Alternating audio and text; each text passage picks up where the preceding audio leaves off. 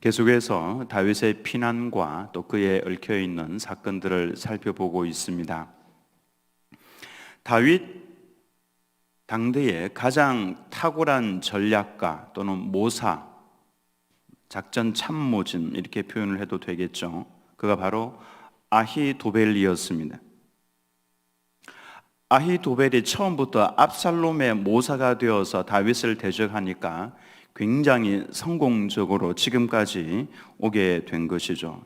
최종적으로는 다윗이 어쩔 수 없이 피난을 가야만 했습니다. 압살롬은 자신을 따르는 많은 백성들과 함께 드디어 예루살렘 성에 입성을 하는데 성공했습니다.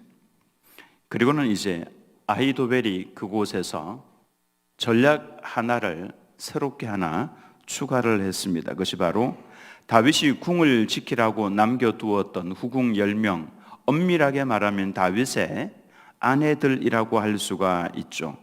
그 후궁 10명들과 더불어서 백주에 낮에 모든 백성들이 보는 앞에서 텐트를 치고 그 안에서 동침을 하게 했습니다.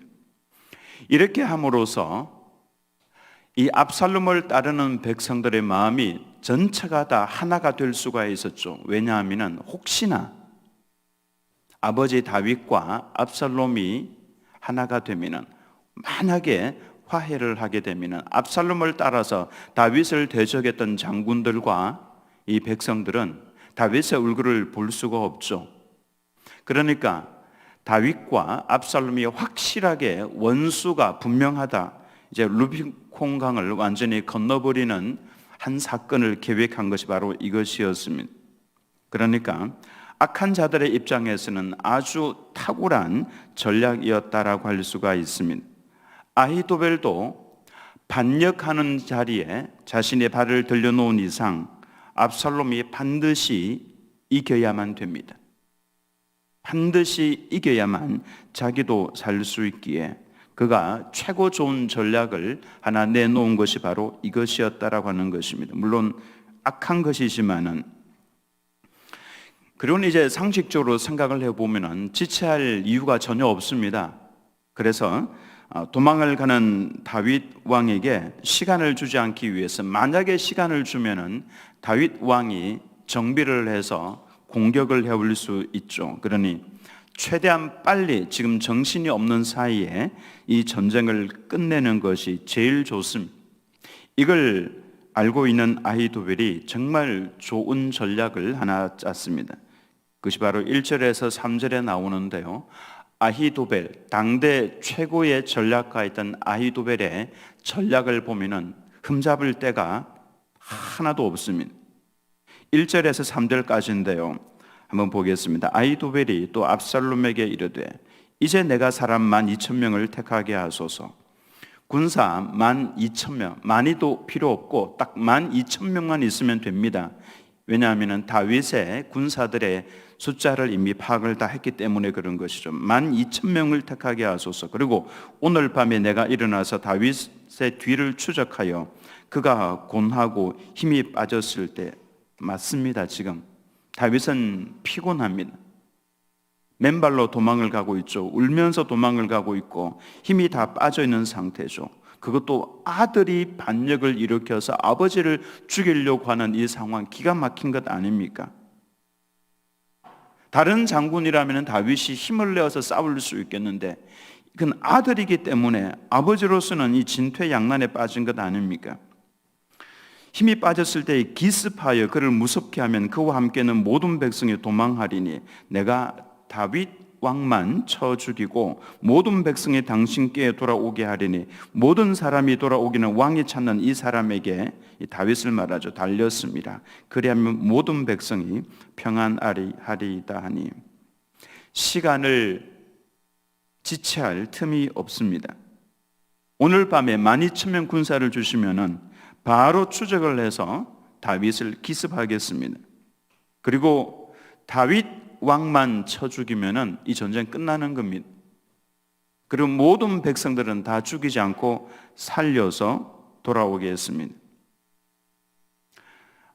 이 악한 계략 속에 백성을 살리겠다라고 하는 좋은, 선해 보이는 의도도 들어있는 전략 아닙니까? 누가 봐도 기가 막힌 전략이고 딱 보면은 전쟁이 순식간에 끝나겠다라고 하는 것을 알 수가 있죠.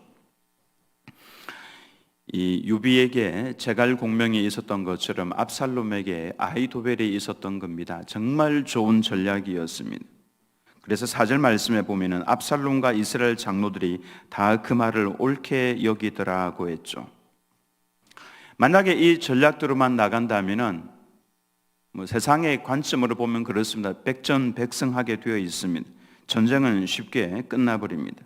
근데 그 순간에 정말 생각지도 못했던 놀라운 일이 일어납니다. 하나님께서 그 좋은 전략을 틀어버리셨죠. 세상이 아무리 완벽한 작전을 구사한다고 할지라도 기도하는 한 사람을 이기지 못한다라고 하는 것을 여기에서 알 수가 있습니다. 다윗은 그 괴로운 마음을 가지고 도망을 가면서 주의 이름을 불렀습니다.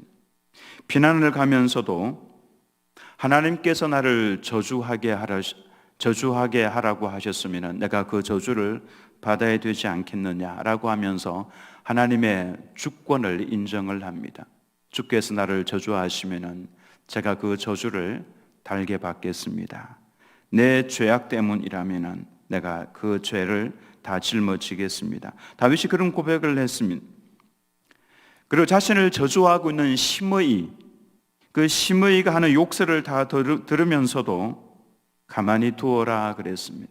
그러면서 혹시 이 억울함을 주께서 다 듣고 보고 계시니 이로 인해서 여호와께서 내게 선을 베풀어 주실 거다.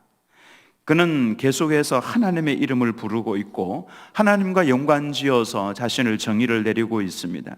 그러면서 한 말씀을 더했죠. 주여, 아히도벨의 계략을 어리석게 하옵소서. 가장 절망적인 상황에서도 하나님의 이름을 부르고 기도하며 하나님을 의지하는 다윗을 하나님께서 기억하시고 다윗의 기도대로 하나님께서 작전을 하나 구사하셨습니다.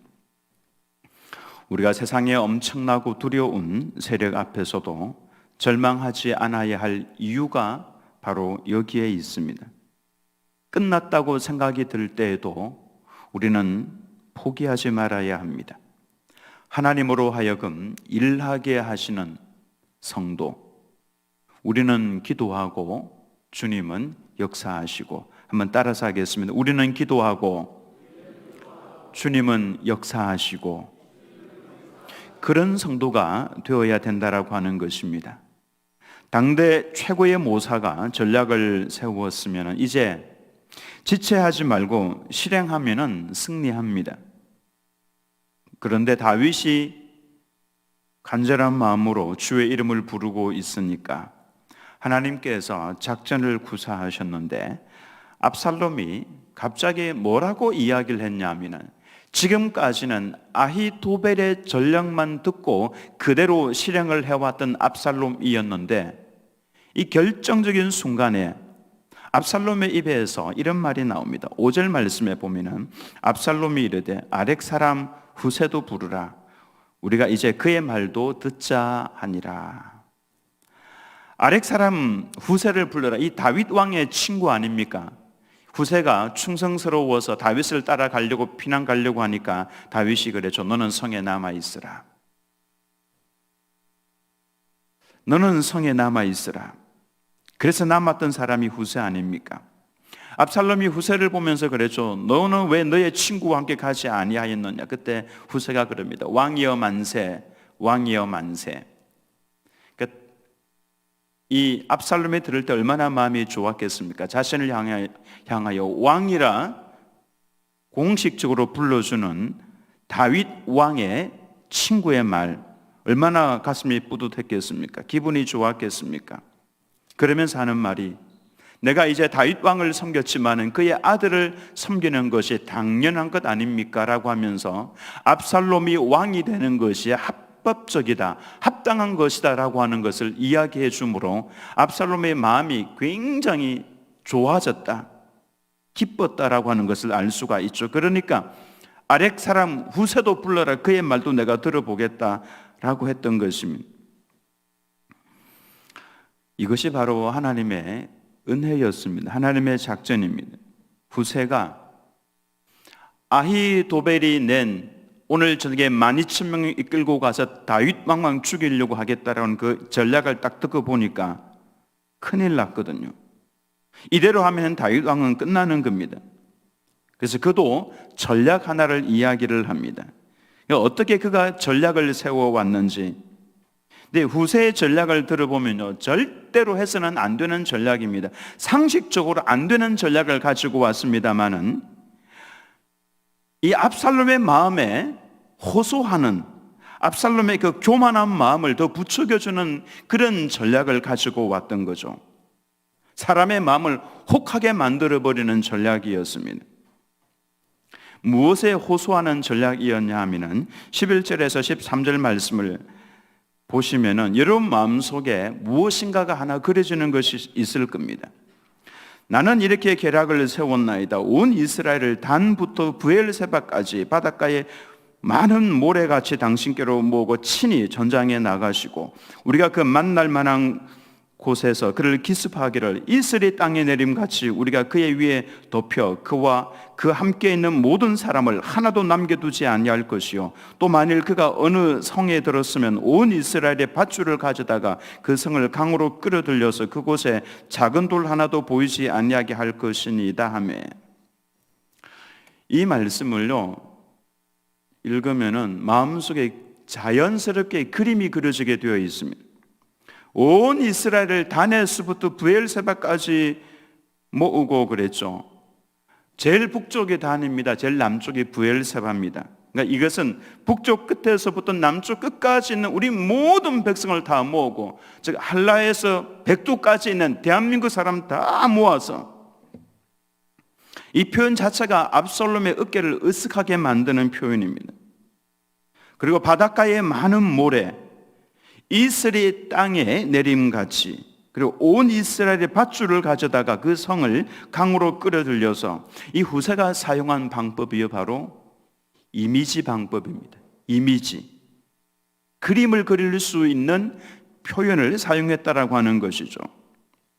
그래서 후세의 말을 딱 듣고 보니까 압살롬의 마음속에 엄청난 그림이 하나 그려졌습니다. 바닷가의 모래처럼 많은 이스라엘 백성들을 다 모아가지고 남에서 북까지 모든 이스라엘 백성들 다 모아서 내가 전쟁터에 왕이 되어서 나간다, 내가 이끌고 이 많은 백성을 이끌고 나간다라고 하는 것이죠.